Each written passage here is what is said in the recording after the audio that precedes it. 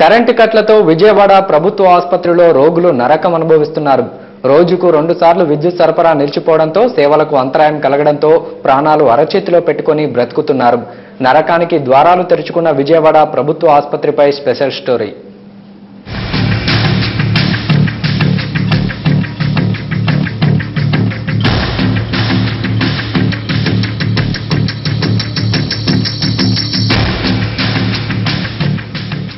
పేదలకు రోగం వస్తే కనిపించేది ప్రభుత్వ వైద్యశాలే. ప్రమాదాలు జరిగినప్పుడు పదుల సంఖ్యలో ఉన్న క్షతగాత్రులను తరలించేది ప్రభుత్వ వైద్యశాలకే. అటు పేదలు ఇటు క్షతగాత్రులు ఇప్పుడు ప్రభుత్వ ఆసుపత్రికి వస్తే నేరుగా నరకానికి వెళ్లాల్సి వస్తోంది. అత్యవసర సమయంలో వైద్యం అందించేందుకు వైద్యులు సిద్ధంగా ఉన్నా వారిని పరీక్షలు చేసేందుకు పవర్ ఉండదు. సిటీ స్కానింగ్, ఎక్స్రే, ఈసీజీ వంటివి ఏవీ కూడా పవర్ కట్ సమయంలో పనిచేయవు. ఆ సమయంలో ఆసుపత్రిలో ఉన్న వారికి సీరియస్ అయినా, ప్రమాదంలో తీవ్రంగా గాయపడి ఆసుపత్రికి వచ్చిన వారికైనా వైద్యం ఏమాత్రం అందదు. ఫలితంగా వారి ప్రాణాలు అనంతవాయువుల్లో కలిసిపోవాల్సిందే. ఎమర్జెన్సీ కేసు వచ్చిందండి, ఎమర్జెన్సీ సర్జరీ చేయాలి. అతను వచ్చి జనరేటర్ వేసి పేషెంట్కి ఒకసారి సడన్ గా జనరేటర్ పెట్రోల్ అయిపోవడం ఆగిపోయింది అనుకోండి, సడన్ మధ్యలో ఆపరేషన్ ఆగిపోతుంది. అదన్నీ ప్రాబ్లం అవుద్ది. ఎమర్జెన్సీ అబ్డామిన్ స్కాన్ తీయాలంటే ఇమ్మీడియట్ గా కరెంట్ కావాల్సిందే. ఆ కరెంట్ అవన్నీ పోకుండా ఉండాలంటే కంప్లీట్ హాస్పిటల్కి కరెంట్ పవర్ కట్ లేకుండా ఉంటే చాలు. సర్వీస్ కోసమే మేమున్నది. డాక్టర్స్ అవైలబుల్ ఉన్నారు, సర్జన్స్ ఉన్నారు, పీజీలు ఉన్నారు, ఇంతమంది ఉన్నారు. కానీ ఎవరు చేయాలన్నా ఏమీ లేకుండా పవర్ కట్ లేకుండా చాలా ఇబ్బందిగా ఉంది. పవర్ కట్ తీసేస్తే చాలు మాకు. ఆసుపత్రిలో ఉండి కూడా ప్రాణాలు కోల్పోతున్నామని రోగులు ఆవేదన వ్యక్తం చేస్తున్నారు. ఎకనైనా సక్రమంగా విద్యుత్తు సరఫరా చేసి తమ ప్రాణాలు కాపాడాలని డిమాండ్ చేస్తున్నారు రోగులు. ఇదే అంశానికి సంబంధించి మరింత సమాచారం మా విజయవాడ ప్రతినిధి సుబ్బారావు అందిస్తారు. రాష్ట్ర వాణిజ్య రాజధాని విజయవాడ నగరంలోని ప్రభుత్వ వైద్యశాలలో వైద్యం అందరం రాష్ట్రంగా మారిపోతా ఉంది. దాదాపుగా 24 గంటలు కూడా వైద్యం అందిస్తున్నటువంటి ప్రభుత్వ వైద్యశాలలో కేవలం కొద్ది గంటలు మాత్రమే వైద్యం అంతా ఉంది.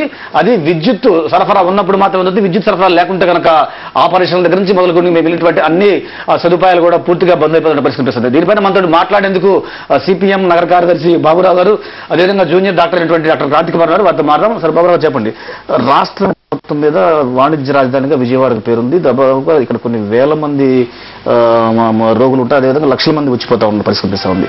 ముఖ్యంగా చూసుకుంటే కనుక ఎన్టీఆర్ ఆరోగ్య విశ్వవిద్యాలయం ఏదైతే రాష్ట్రం మొత్తం వైద్య విద్యని కంట్రోల్ చేస్తుందో లేదా వైద్య వ్యవస్థను నియంత్రిస్తుందో ఆ విద్య విశ్వవిద్యాలయం ఇక్కడే ఉంది.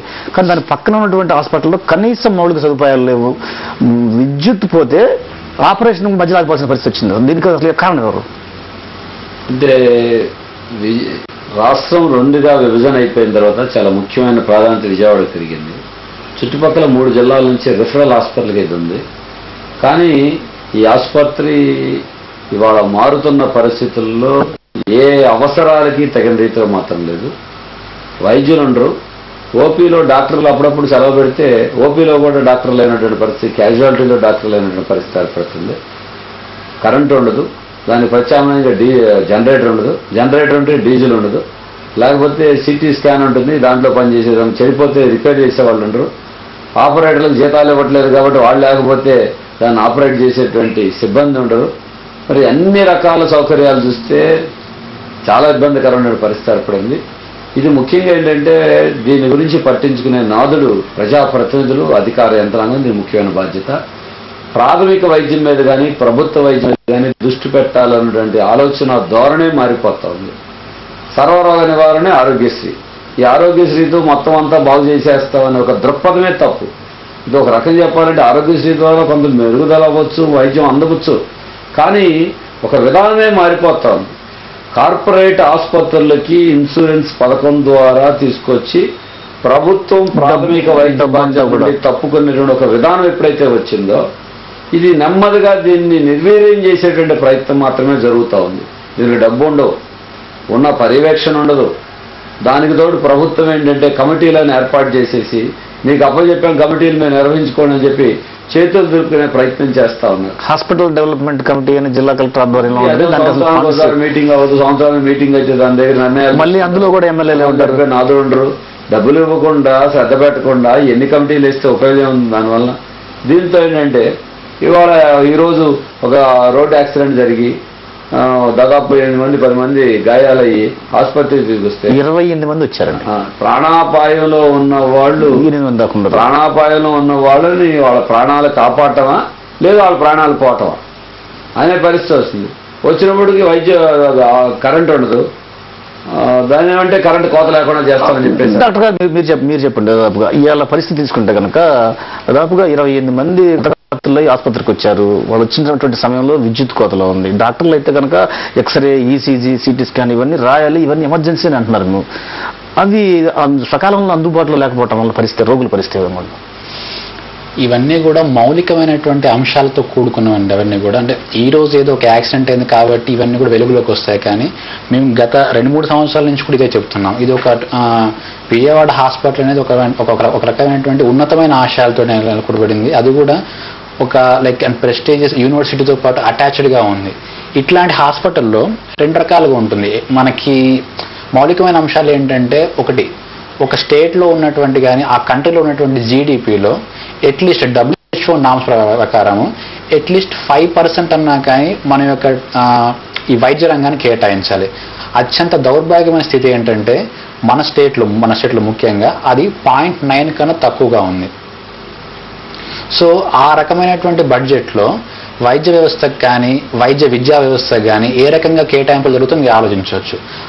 అది కూడా పూర్తి స్థాయిలో జరిగితే, అట్లాంటిది ఉన్న 10 గవర్నమెంట్ హాస్పిటల్లో కూడా విజయవాడ హాస్పిటల్ ఇంకా దౌర్భాగ్యమైన స్థితిలో ఉంది.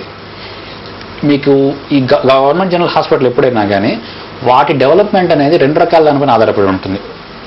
ఒక మైనర్ విషయం ఏదైతే అంటే ఆ లోకల్ యంత్రాంగం, ఆ అడ్మినిస్ట్రేటివ్ విభాగం వాళ్ళకి సంబంధించిన అయితే మెజారిటీ రోల్ మాత్రం ప్రజాప్రతినిధుల చేతిలో ఉంటుందండి. వారు శ్రద్ధ చూపించి వారి దగ్గర నుంచి నిధులు కనుక విధిస్తే తప్ప ఇవన్నీ కూడా ఇంప్రూవ్ అయ్యే పరిస్థితి లేదు. సో ఇవన్నీ కూడా మౌలికమైన అంశాలు. వీటిపైన దృష్టి సారించకుండా తాత్కాలికంగా వీటిని కొన్ని చర్యలు తీసుకోవడం వల్ల ఎటువంటి ఇది రాదని అంటే వైద్యంలో ఒకటి చెప్తారు డాక్టర్స్, ఎంత ఎర్లీగా హాస్పిటల్కి చేరుకుంటే, ఎంత ఎర్లీగా హాస్పిటల్కి రీచ్ అయితే అంత తేలికగా వాళ్ళని కాపాడవచ్చు అని. సమయం గడిచే కొద్దీ కూడా ప్రాణాలు కాపాడటం కష్టంగా మారుతుంది. మీ హాస్పిటల్కి వస్తూ ఉన్నారు రోగులు, వచ్చిన తర్వాత గంటల కొద్దీ మీరు వైద్యం చేసే పరిస్థితి లేదు. దానికి డాక్టర్లు బాధ్యులు కాకపోవచ్చు కానీ వైద్యం చేసే పరిస్థితి లేదు. ఈ లోపల ప్రాణాలకు విలువే ఉంది. నా విషయంలో అండి ఒక రకమైనటువంటి ఆశయాలతో వచ్చినటువంటి ఎవరైతే మామూలుగా ఎక్కువ మంది వస్తున్న వాళ్ళందరూ కూడా మధ్యతరగతి కుటుంబానికి చెందిన వాళ్ళు ఉంటారు డాక్టర్స్. వాళ్ళందరిది కూడా ఎలా ఉంటుందంటే మైండ్ సెట్ అంతా కూడా వాళ్ళు పేషెంట్స్ని కాపాడలేకపోవచ్చు కానీ చంపరండి ఎప్పుడు కూడా, అర్థమవుతుందా? సో వాళ్ళంతా ఎట్టి పరిస్థితుల్లో వీళ్ళని కొంచెం సేవ్ చేయాలనే ఉద్దేశంతో ఉంటుంది. అందుబాటులో ఉంటారు. ఏ రకమైన పరీక్షలు అవసరమో డాక్టర్ అందుబాటులో ఉంటారు. డాక్టర్ పరీక్ష రాస్తున్నాడు, పరీక్ష చేస్తున్నాడు రోగికి. ఆ పరీక్ష రిపోర్ట్ రాకుండా డాక్టర్ వైద్యం చేయలేరు. అదే చెప్తున్నాను. ఇప్పుడు కొన్ని క్రిటికల్ కేసెస్ ఉంటాయి. లైక్ ఒకటి ఉదాహరణకి మామూలు గుండెపోటు వచ్చింది అనుకోండి, దాన్ని విత్-ఇన్ 1 hour లోపల దానికి సంబంధించిన అన్ని కూడా జరగాలి. దాంతో పాటు పక్షవాతం కేసులు ఉంటాయి. అట్లాంటి వాటికి కూడా సిటీ స్కానింగ్ అనేది రిపోర్టింగ్ని బట్టి ఏమైనా ఇవ్వడానికి ఉంటుంది. మా దగ్గర ఈ హాస్పిటల్ తీసుకున్నట్లయితే గంటల తరబడి ఉంటుంది. సిటీ స్కాన్ పనిచేసినప్పుడు టెక్నీషియన్ ఉండరు, టెక్నీషియన్ ఉన్నప్పుడు సిటీ స్కాన్ మెషిన్ ఉండదు, 2 ఉన్నప్పుడు అక్కడ ఎయిర్ కండిషనర్స్ ఉండవు. ప్రతి దాంట్లో కూడా మీరు చెప్పండి బాబు గారు, జూనియర్ డాక్టర్ సైడ్ నుంచి డాక్టర్లు అయితే మేము డెడికేటెడ్గా చేయడానికి సిద్ధంగా ఉన్నాం కానీ అక్కడ ఫెసిలిటీస్ లేకపోతే మేమేం చేయలేమంటున్నారు. సో డాక్టర్ సంగతి పక్కన పెడితే ఫెసిలిటీస్ లేకపోతే ఇంకా ఇప్పుడు డాక్టర్లు నేరం కాదు, అటు ఫెసిలిటీస్ లేకపోవడం గవర్నమెంట్ది నేరం కాదు, నేరం ఎవరిది ఇక్కడ? యథా రాజా తథా ప్రజ. పాలకులు ఎట్లా ఉంటారో పరిపాలన ఎట్లా ఉంటుందో కింది స్థాయిలో ఉన్నటువంటి సేవలు కూడా అట్లాగే ఉంటాయి. దీని ఒక వ్యక్తిగతమైన సమస్యగా కాకుండా ఒక వ్యవస్థ సమస్యగా చూసుకున్నప్పుడు ఒక పర్యవేక్షణ, ప్రభుత్వం యొక్క శ్రద్ధ, ప్రజాప్రతినిధుల యొక్క దృష్టి ఉంటే ఖచ్చితంగా ఉంటుంది. దాంతోపాటు ఆ వైద్యుల గురించి ప్రభుత్వం కూడా పట్టించుకునేటువంటి పరిస్థితి ఉంటే వాళ్ళకు కూడా ఒక రకమైన ఉత్సాహం ఉంటుంది. ఇవాళ వరకు చూస్తే మాత్రం అందరి నిర్లక్ష్యమే ఆసుపత్రుల్లో కనపడుతుంది. దాంట్లో సమస్య లేదు, అది ఒక వ్యక్తిగతమైన సమస్యగా కాదు. కానీ ఇక్కడ ఈ ప్రభుత్వ ఆసుపత్రుల్లో ఒక విధానపరమైన నిర్ణయాల్లో మార్పు జరిగితేనే కింది స్థాయిలో మార్పులు వస్తాయి. దాంట్లో ముఖ్యమైనది నిధుల కేటాయింపు. రెండోది ఆ నిధులు కేటాయించడంతో పాటు సిబ్బందిని భర్తీ చేయటం, దాంతో పాటు వీటిల్ని సగిన రీతిలో పర్యవేక్షించి నిర్వహించడం, ఇవి అన్నీ ఉన్నప్పుడు మాత్రమే ఉంటుంది. వాడు ప్రభుత్వం ఏంటనే ఆలోచన చేస్తుందంటే అసలు ప్రాథమిక వైద్యాన్ని లేకపోతే ఉన్నటువంటి ప్రభుత్వ ఆసుపత్రులు నడపటం, వాటిని అప్గ్రేడ్ చేయటం మా బాధ్యత అనే భావన ఎప్పుడైతే పోయిందో వీటిల్ని ఇంకా పట్టించుకునే దిక్కు లేకుండా పోతుంది. దాంతోపాటు చిన్న చిన్న విషయాలు కూడా డబ్బు కేటాయించట్లా. బడ్జెట్లో జీడిపిలో గురించి చెప్పారు. జీడిపిలో పర్సంటేజ్ అదొక ఆదర్శవంతమైంది. కనీసం ఏది అవసరమో కనీస సౌకర్యాలకు కూడా డబ్బు ఇవ్వట్లే. అంటే అసలు కనీసం ముందు ప్రతి హాస్పిటల్లో విద్యుత్ అనేది నిత్యావసరం ఖచ్చితంగా ఉండి తీరాలి. విద్యుత్ ప్లాంట్ కూడా కట్టారట, కానీ దాని ప్రారంభోత్సవం చేసేందుకు పరిస్థితి లేక ఆగిపోయిందని అంటున్నారు. ముఖ్యమంత్రి మంత్రులు ఉండే గెస్ట్ హౌస్లు నిరంతరాయమైన కరెంట్ ఉంటే రోజు రోగులుండి ఆపరేషన్ ఉండేటువంటి దానికి నిరంతరాయమైన కరెంట్ ఎందుకు ఇవ్వలేరు? ప్రభుత్వం తలుచుకుంటే చేయలేదా? ఖచ్చితంగా చేయదు. దీంట్లో ఉన్నటువంటి వాళ్ళకి ఆ దృష్టే లేదు. దృష్టి లేని వాళ్ళకి ఎమర్జెన్సీ ఏంటో అర్థం కాదు, అత్యవసరం ఏంటో అర్థం కాదు. ఆల్ ఇండియా రేడియో స్టేషన్కి నిరంతరాయమైన కరెంట్ ఎవరా ఇస్తారు? ఇక్కడ ఎందుకు ఎవరు అంటే ఇది ఆ బాధ్యత అనుకోవట్లా. దీన్ని పట్టించుకునే వాళ్ళు లేరు. కాబట్టి ఇవాళ ఉన్న మారిన యుగంలో కరెంటు కోత నివారించడానికి నువ్వు ఎక్స్ప్రెస్ ఫీడర్ పెట్టి మీరు కనుక ఇవాళ విద్యుత్ 15 రూపాయలు కొనుక్కుంటానంటే అన్ని ఇండస్ట్రీస్కి సపరేట్ ఫీడర్ వేసి 24 గంటలు కరెంట్ ఇచ్చే పరిశ్రమలు విజయవాడలో ఎన్నో ఉన్నాయి. దాదాపు 1700 మెగావాట్ల యూనిట్ దాదాపు ఒక 10 కిలోమీటర్ దూరంలో ఉంది. డబ్బు ఇచ్చి కొనుక్కునే వాడికి మాత్రం అధిక రేట్ పెట్టి కొనుక్కునే వాడికి నిరంతరాయమైన కరెంట్ ఇస్తా ఉంటే ప్రభుత్వ ఆసుపత్రి కరెంట్ ఇవ్వలేకపోవడం అనేది వాళ్ళ చేతకాంతమే కాదు, వాళ్ళ దారి శ్రద్ధ లేదు, నిర్లక్ష్యం ఉంది.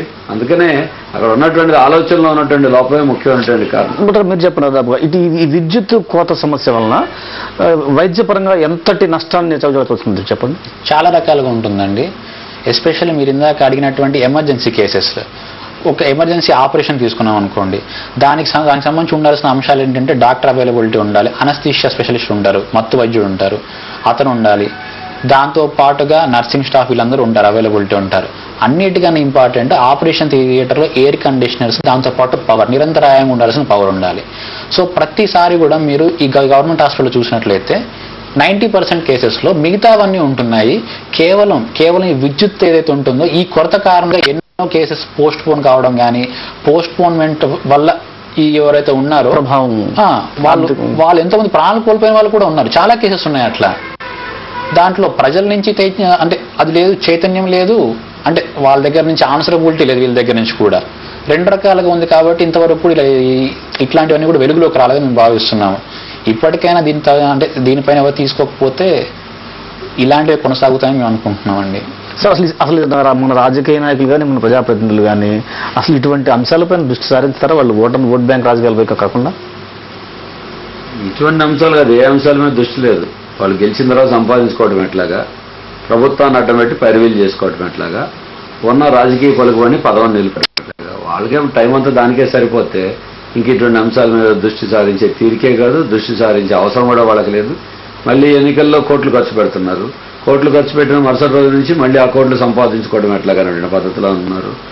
పెద్ద కార్పొరేట్ కంపెనీలకు సేవలు చేయడం తప్ప సాధారణ ప్రజలకు సేవలు అందించేటువంటి సదుపాయాల మీద అటు అధికార యంత్రాంగానికి కానీ ఇటు రాజకీయ నాయకులకు కానీ ప్రత్యేకించి అధికారంలో ఉండే ప్రజాప్రతినిధులకు కానీ అంటే ప్రభుత్వ ఆసుపత్రులకు ఎమర్జెన్సీలో రావడం అనేది రోగుల కర్మగానే భావించాల్సిన పరిస్థితి.